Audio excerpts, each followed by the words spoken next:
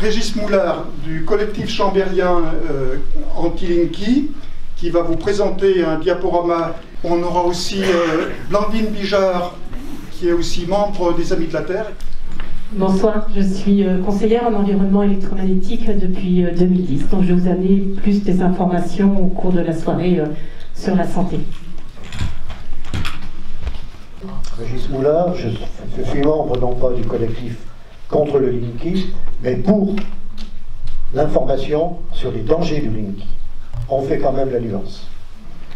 En ce qui concerne le collectif chambérien, nous avons plutôt opté pour cette option, ce qui ne veut pas dire qu'on est pour, mais ça veut dire que surtout, on souhaite que les citoyens soient informés. Nous sommes informés autant qu'on a pu. Notre collectif à Chambéry a débuté alors que le déploiement du Linky était déjà entamé. Le déploiement du compteur Linky sur la ville de Chambéry a commencé en mai 2017 par l'autorisation du maire, bien évidemment. On voyait les voitures des installateurs là, et on s'est dit ben, c'est peut-être le moment d'agir à quelques-uns. C'est comme ça qu'on lance les collectifs, on se décide à quelques personnes et puis on arrive à travailler. Maintenant, on est une centaine de personnes qui sommes actives, en tous les cas intéressées, et puis aussi qui déplorent un certain nombre de choses que l'on va revoir maintenant. Voilà pour la présentation, et nous allons commencer, voilà, réglementation et déploiement. Alors, il faut se souvenir que c'est en 2009 que l'Europe a préconisé, ça pose question. Voilà. Alors, mais en tous les cas, c'est l'orientation qui a été donnée. Alors, vous voyez ici le déploiement, je vous laisse lire.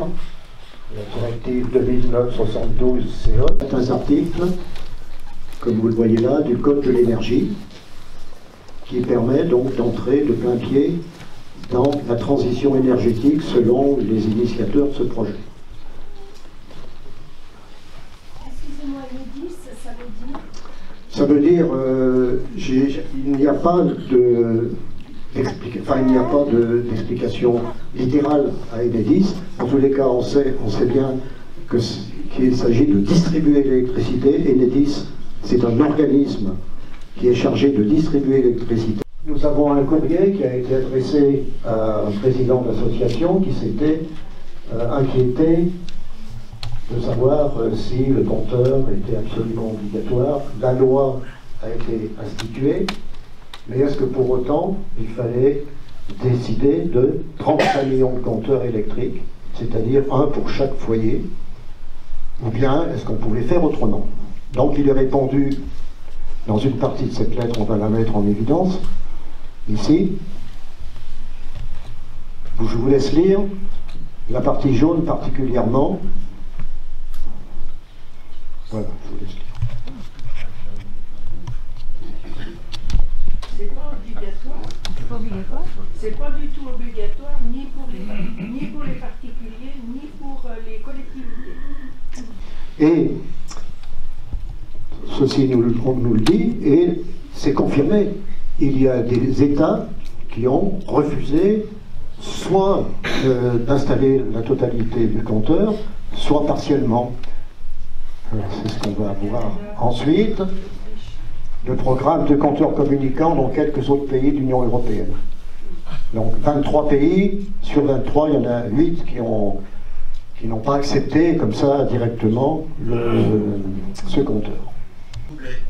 Oui. Je vous signale que la Belgique, qui est dans les pays qui ont refusé le Linky, est en train d'être gagnée par le Linky, notamment la Wallonie.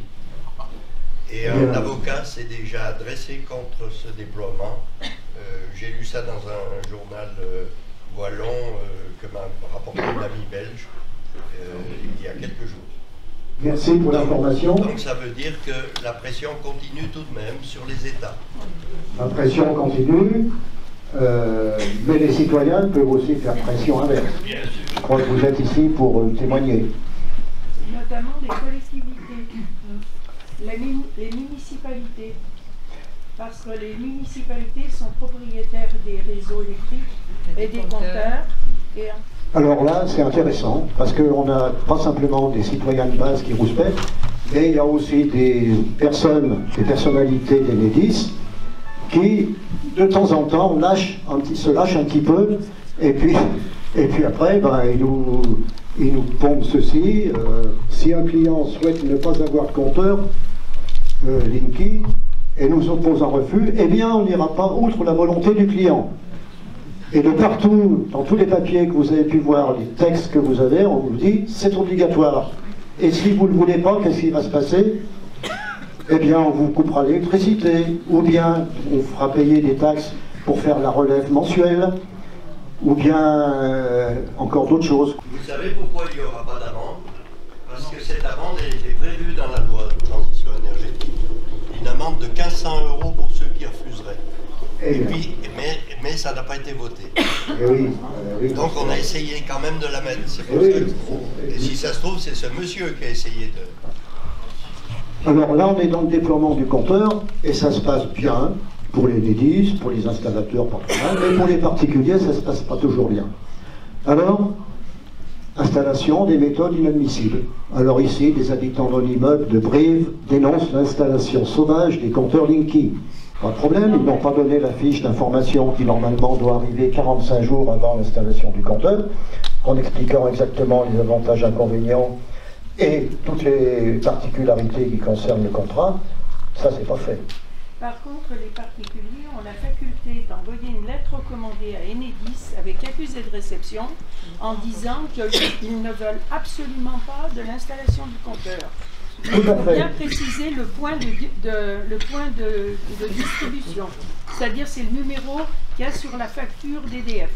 Simplement, madame nous dit qu'effectivement, on peut faire une démarche officielle par une lettre recommandée avec accusé de réception à Enedis, on en fait une copie au maire de la commune pour l'informer qu'on n'en veut pas, et on en fait même une copie aux fournisseurs d'énergie pendant qu'on y est, c'est-à-dire EDF en général, mais aussi d'autres fournisseurs d'énergie, comme Ebercop ou d'autres Direct Énergie, qui s'est fait pincer l'autre jour sur les questions d'éthique. Donc voilà, c'est des choses qu'on voit comme ça. Les copropriétaires de la résidence à Brive s'étaient prononcés contre l'installation, mais ils ont vu débarquer des équipes d'Enedis et d'entreprises sous-traitantes qui ont changé de force les anciens compteurs. La police a été appelée. Et que fait la police dans ces cas-là? Elle arrive rarement.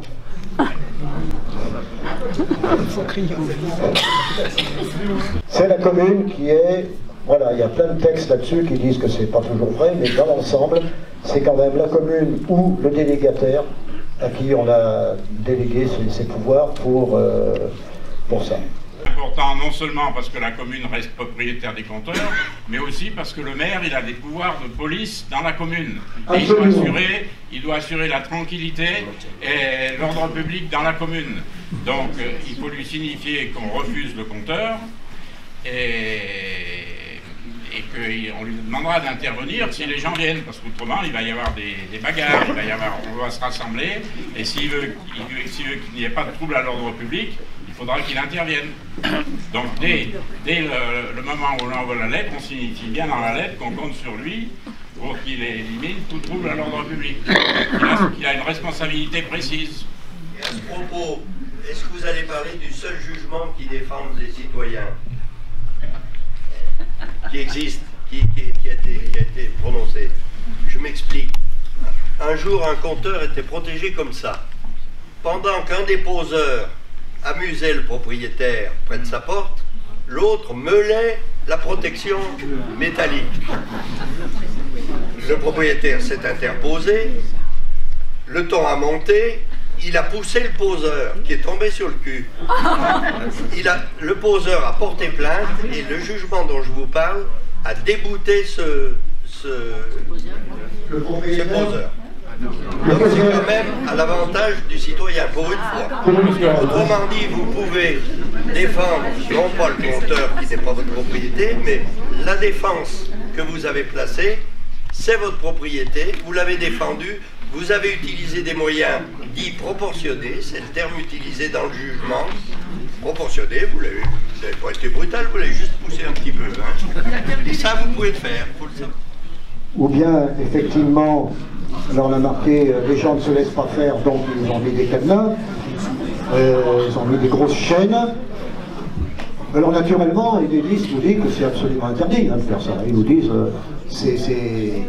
bref, ce qu'il faut éviter, c'est prendre des risques pour sa santé. Ne pas aller bidouiller dans le compteur ou enfiler des vis dedans, ou des trucs comme ça, parce que ça serait peut-être dangereux.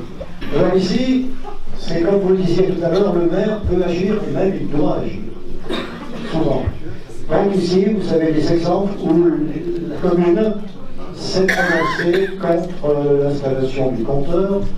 Voilà, vous pouvez dire comme moi, Chauconin 9 Montier, sa bourse à victoire contre Enedis. Bon, même la ville est maintenant considérée comme village anti-Linky. Et puis ici, nous voulons être libres de vivre déconnectés. Vous voyez, ce sont des messages quand même qui sont forts. Il y en a 578. Combien vous dites 578. Voilà, donc vous voyez, on a dépassé les 500.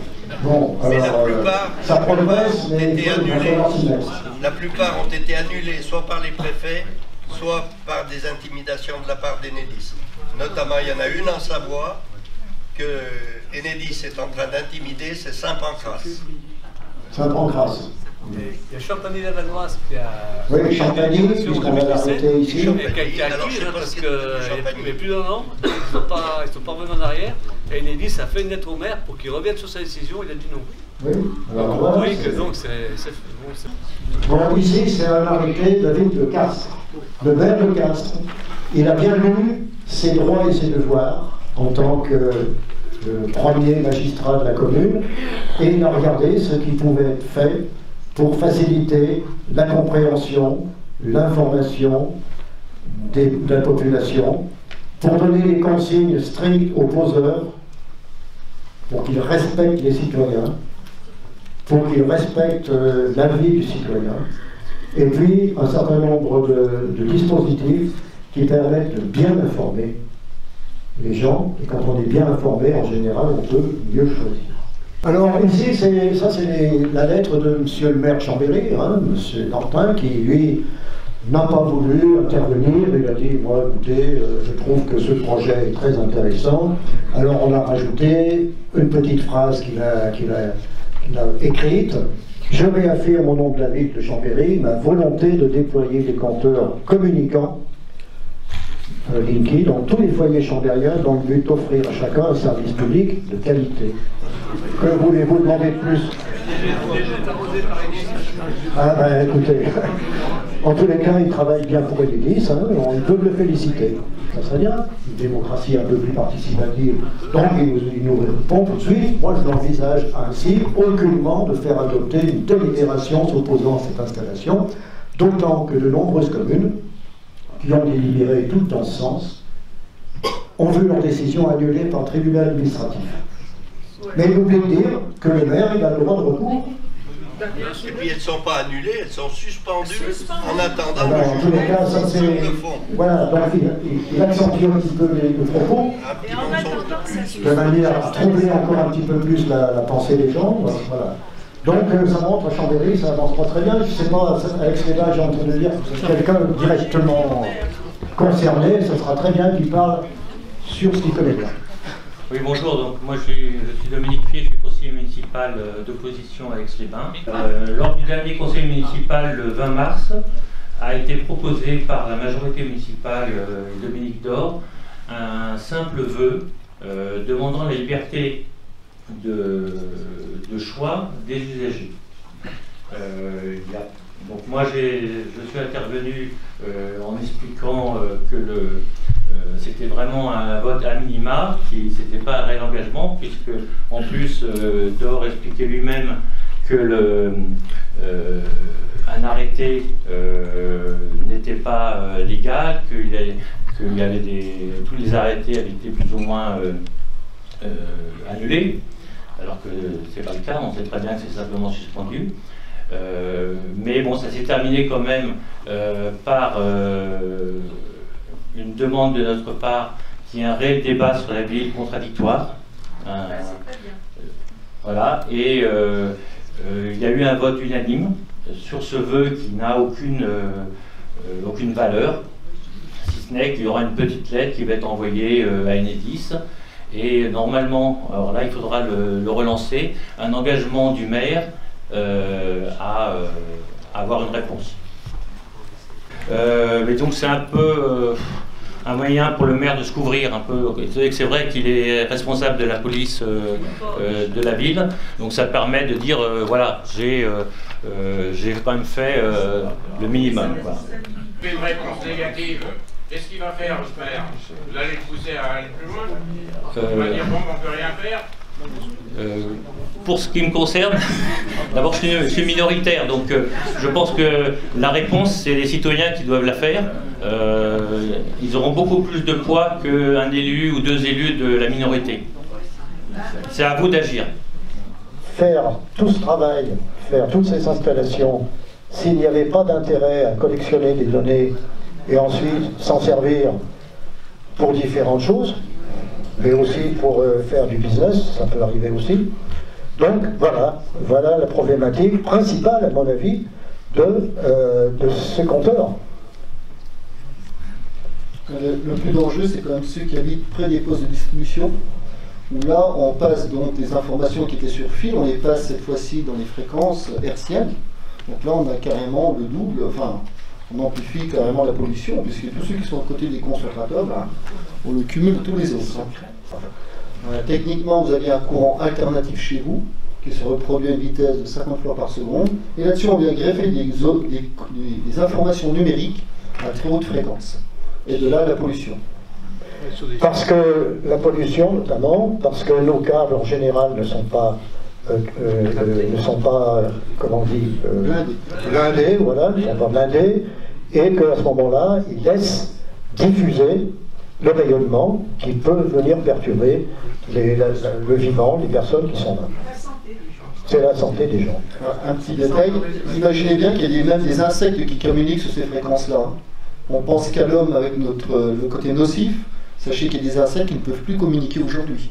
On est vraiment sur leur fréquence. Il faut aussi bien préciser que contrairement à des informations fallacieuses d'Enedis, le CPL ne s'arrête pas au compteur, il rentre dans vos habitations et il rayonne dans toute la maison 24 heures sur 24. Les ondes électromagnétiques, donc maintenant du compteur électrique, du moins du compteur Linky, oui, vont être partout dans la maison. Si vous n'avez pas de filtre, elles vont aller à la maison et simplement elles vont s'additionner avec les ondes électromagnétiques que vous avez déjà chez vous, qui sont émises naturellement, les champs électromagnétiques, par les lampes de chevet par exemple, par des appareils en fonctionnement. Ça peut être la Wi-Fi si vous l'avez chez vous. C'est vrai, il vaut mieux l'éteindre quand même, la Wi-Fi, et surtout la nuit. Et puis les téléphones sans fil aussi. Donc toutes ces ondes, elles vont s'additionner. Donc ça va être une onde supplémentaire que vous n'avez pas choisie. Hein, la Wi-Fi, vous l'avez choisi, mais là, vous ne l'avez pas choisi. Et ça va augmenter.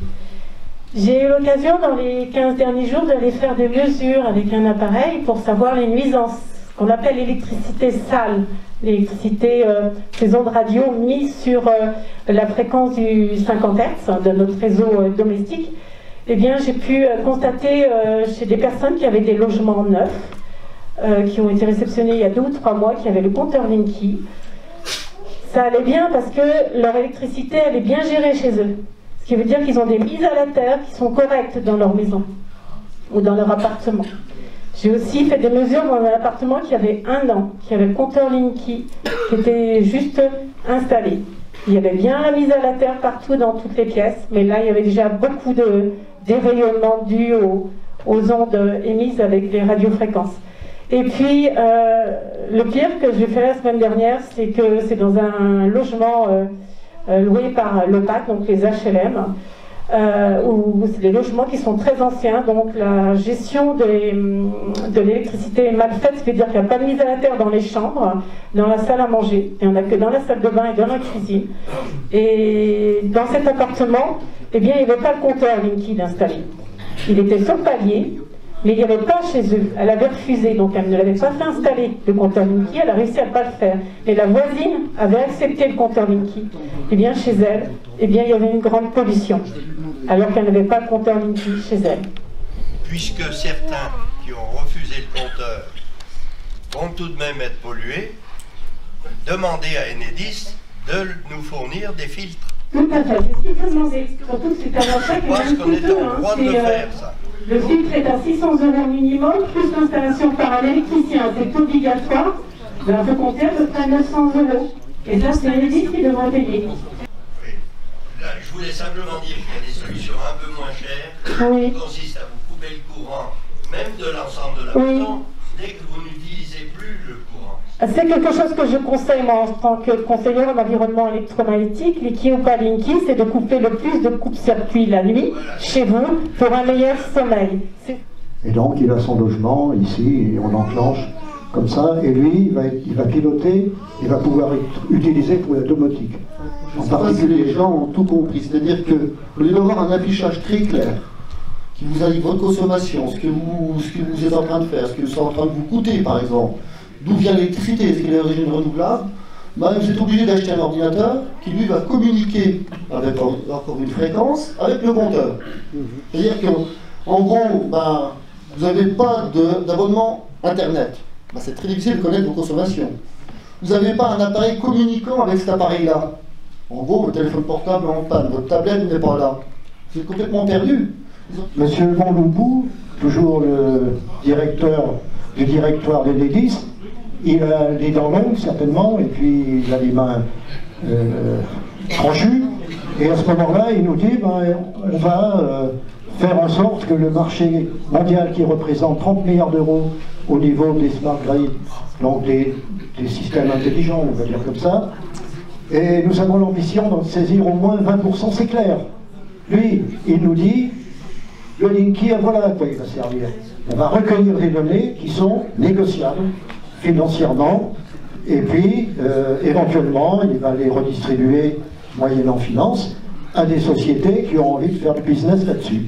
Le débat purement technique, bon, non, ça elle fait un lettre à qui je fais une lettre. Enedis et au maire. Pour revenir sur le vœu qui a été émis par et avec ça, donc si on veut vraiment respecter la liberté de chacun, je crois qu'il faut être cohérent, et puis ça implique une possibilité de non-déclassement des compteurs actuels, ce qui n'a pas été proposé jusqu'à maintenant par le maire, par le conseil municipal. Bon, ceci dit aussi, il y a quelque chose qui me revient, c'est qu'il y a la dernière réunion au centre des congrès sur l'urbanisation, Dominique Dor avait rappelé qu'il était attaché à la propriété, donc on peut peut-être lui demander s'il veut continuer à dire ça pour ce qui concerne les compteurs. Il m'a expliqué effectivement la procédure par laquelle il est passé. C'est bien une délibération du conseil municipal, mais sous contrôle de légalité. Et là, on retrouve les informations sur le site d'Artemisia Lawyers, qui effectivement explique comment cette délibération peut se mettre en place. Pour porter en refus du déclassement du compteur, voilà, c'est ça. On est en train de discuter. Ça, si vous allez chercher sur le site, vous le téléchargez et c'est bon. Alors, ce qu'il y a, moi, le maire m'a expliqué, le maire de Champagny m'a expliqué qu'actuellement, il est en train de faire pression sur lui. Mais, comme il n'a pas voulu, comme ils ne veulent pas enlever cette délibération et cet arrêté, pour l'instant, c'est bloqué. Enedis est bloqué dans l'installation des compteurs sur la commune. Les communes avoisinantes sont en train d'opter pour ce même type de refus. Donc ça prend de l'ampleur. Donc ça prend de l'ampleur. En tout cas, ça marche. Voilà. Est-ce que l'arrêté est légal? Oui, parce que légal en fait, parce qu'ils ont demandé une délibération, mais sous contrôle de légalité. Et c'est ce contrôle de légalité, effectivement, c'est-à-dire que le préfet a 2 mois pour se positionner et dire que la démarche est légale ou ne l'est pas. Passé ces 2 mois, la démarche effectivement est bien considérée comme légale. Parce que la délibération elle date de juin 2017, c'est ça, à Champagny? Alors je pense que c'est 2017, oui. C'est passé en 2017 comme j'ai compris. Donc les 2 mois sont passés. Les 2 mois sont passés. Et aujourd'hui, Enedis essaie de modifier la donne, mais ils ne peuvent pas la modifier parce que la mairie reste dans sa posture et sa position. D'accord, donc une mairie aujourd'hui peut s'opposer. Tout à fait. Voilà. Okay. Avec l'avis des concitoyens, bien sûr, et de son conseil municipal. Eh bien, il faudrait faire la même chose avec ces bains. Voilà. Ça peut être ça. Il faut monter un collectif.